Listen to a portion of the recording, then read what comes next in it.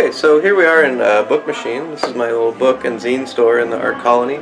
And for my contribution to this exhibit, I created a Orange County LGBT historical timeline. And I got the information from the UCI LGBT Resource Center. They have a timeline online and also a special collection at UCI of just basically documenting LGBT history in Orange County, which is not a super well-known or widely known kind of history. And I teach English and I have an interest in local history, and so I thought I would kind of use my interest in that to create this installation. So it starts all the way in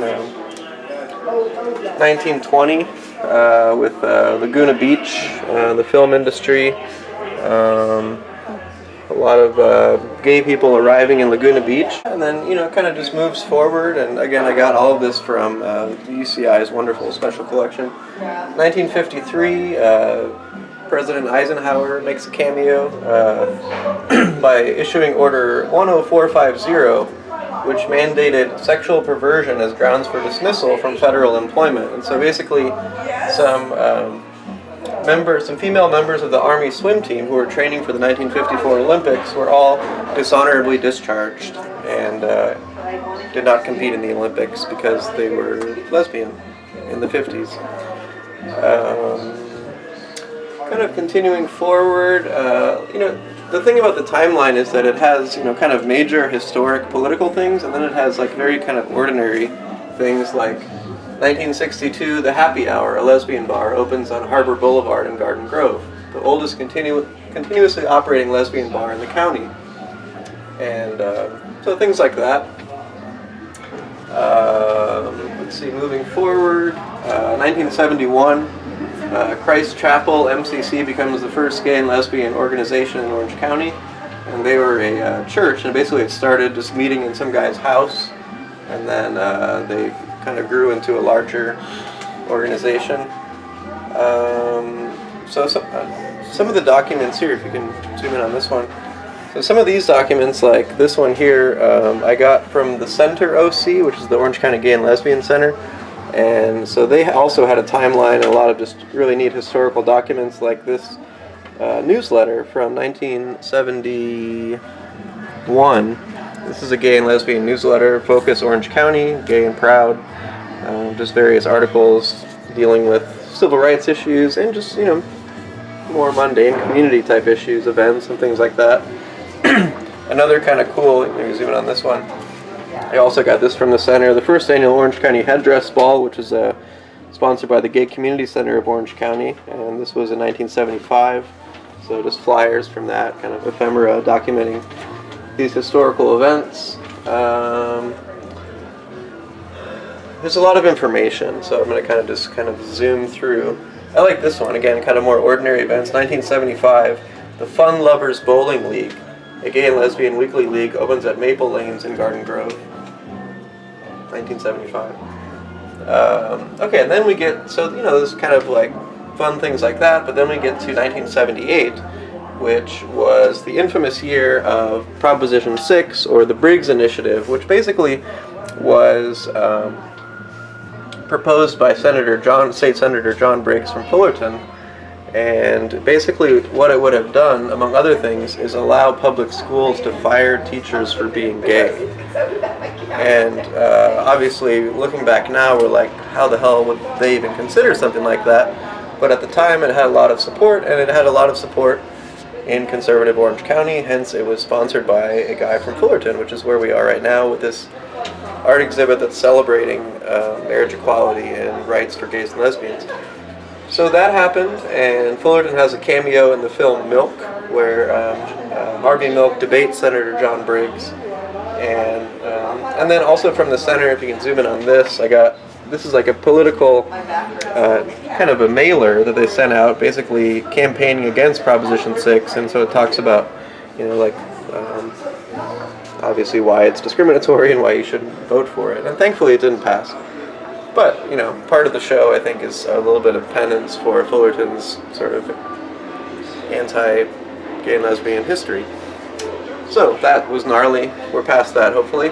Moving into the 80s, up here, these guys, this is Michael Bussey and I forget the other guy's name, but these two guys, they founded a group in Orange County that started in Orange County called Exodus International, which actually still exists, and it's basically what they would call like an ex-gay ministry. So they try to use Christianity to make people not gay anymore.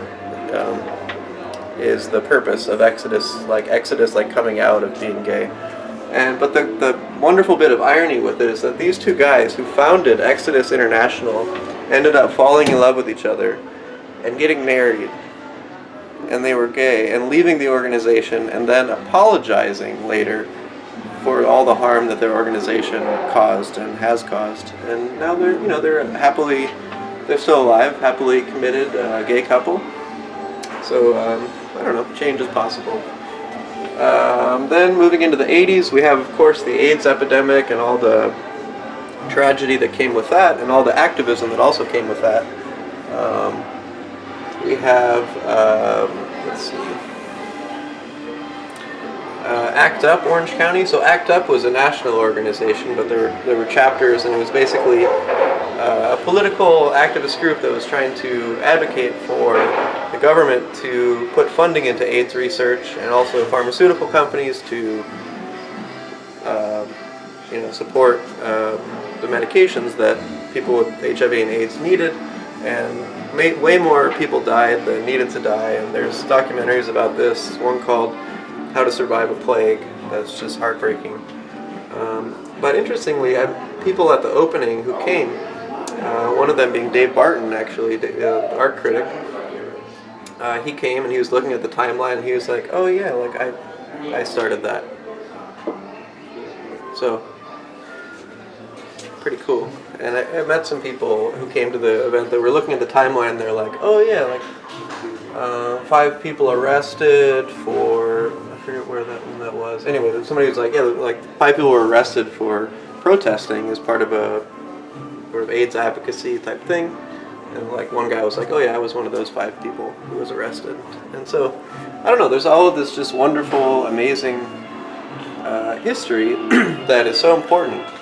And I think, for me, understanding the past is essential for understanding where we are today and why we are where we are today. And so I think sometimes when people, things like Prop 8 come up, people tend not to think about the historic precedent of discrimination that came before that, and maybe don't think about how they might be participating in this thing or not, or working against it. So anyway, let's move along to into the 90s.